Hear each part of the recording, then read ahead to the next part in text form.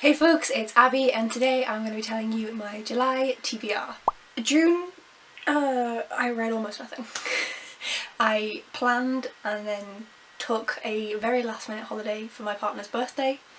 So that meant I was so stressed before the holiday to plan everything that I wasn't reading, and then I didn't read on the holiday because it was so busy. And then I had like 4 days when I got back to the UK. One of those I spent sleeping, and then the rest of them I was just yeah. So yeah, sneak peek into my wrap up when it comes out in a few days. I read almost nothing. So I've tried to keep this reasonable. It's not small, but it's reasonable. Also in this month in July we have Jane Austen July, so I do indeed have some Jane Austen on here. Let's dive in. The first book that I'm going to mention is one of two where I was supposed to read them last month. The first one is Rivers of London by Ben Aaronovitch. This is a fantasy set in like a different version of our modern day London, following a police detective is all I know. This is one I actually took all the way to Italy and then didn't read. The only thing I read in Italy was 20 pages of SPQR because my partner bought it for the trip.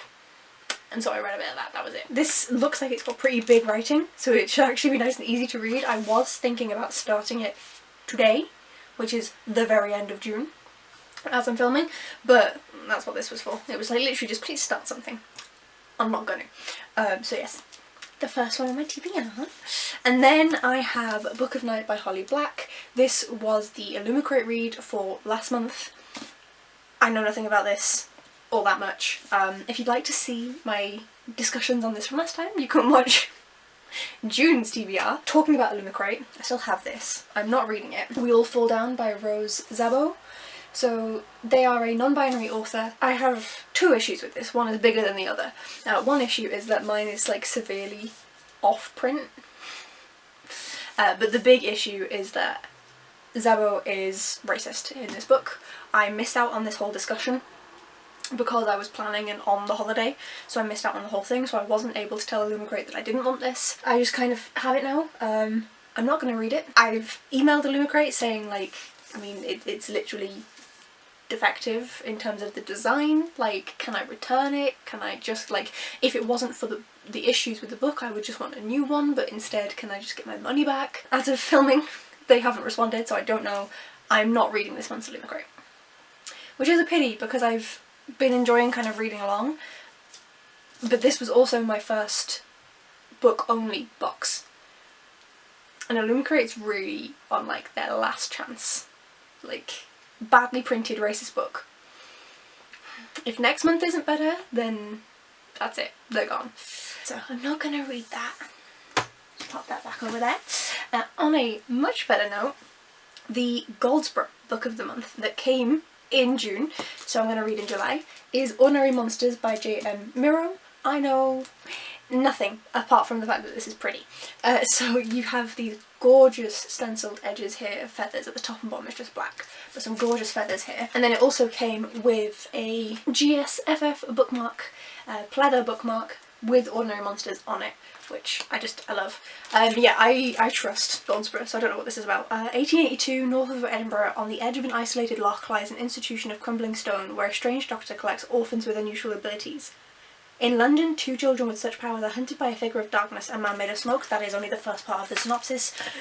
If you know me at all, that sounds bloody perfect. I'm very excited for this. I hadn't read that. I trust Goldsborough enough that I don't need to. My non-fiction for the month, probably one I should have read last month, but I'm going to read Pompeii by Salvatore Napo. This is a non-fiction book all about the historical site of Pompeii. This is going to be out of date and slightly inaccurate because this was bought, oh god, well, this was gifted to my family when we lived in Italy, which was in the late 90s. So this is incredibly inaccurate. Well, out of date is a better way of saying it. But it's still going to have a lot of interesting knowledge in it. Obviously I've been around Pompeii. I had a fantastic tour, by the way. My holiday was in Italy. We went around Pompeii. I've been twice before. Once when I was about 12 and once when I was 19. And then this time we were taken around by an archaeologist. She was clearly an archaeologist. She loved it so much, and so she was fantastic. So I'm looking forward to kind of remembering what she told us about all the new things and the kind of alterations and realisations that we've made whilst reading this one, because it needs to be read. This has been on my TBR before I could read it. Second to last, almost, you'll see, Fellowship of the Ring. Another one from last month that I had wanted to read by audiobook and I just didn't. So I really need to read that. I know I'm going to enjoy it, but it's just actually sitting down and reading it. This, if you don't know, is the first book in the Lord of the Rings trilogy, the first part of the 3-part book, and I read The Hobbit in, I don't know if I'm March, April, May? And so I'm wanting to actually get through the rest of them. Ideally, if I magically finish all of these very quickly, then I'll also read the second one, but we'll see. And then it's Jane Austen July, so I'd like to read 2 Jane Austen books. 1 or 2.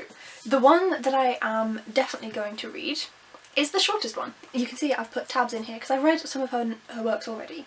So these just kind of are the books themselves. This tiny one here that is pink is Northanger Abbey.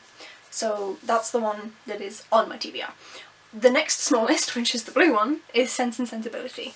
So I'm going to put that as a potential read on my TBR. I've read Pride and Prejudice, and I know that Sense and Sensibility is supposed to be like, essentially like a first draft of Pride and Prejudice in some ways.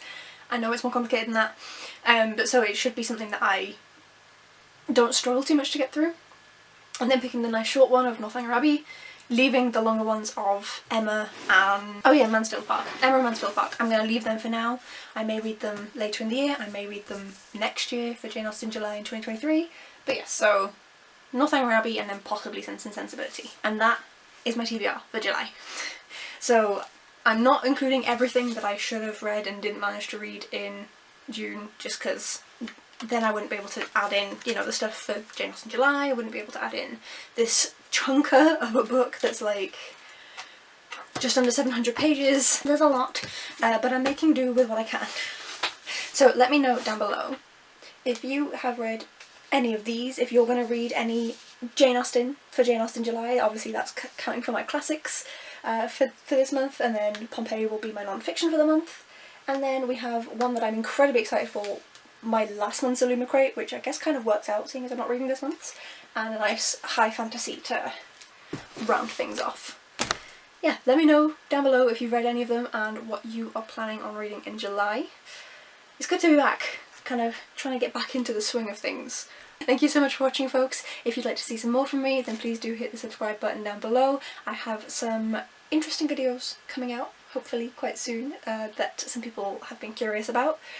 And also you can see whether I actually read my TBR this month and just how badly I did last month. But let's just say that for balancing the books, I'm going to have to unhaul some books. Wish me luck. Thank you for watching, folks, and I will see you in the next one. Bye!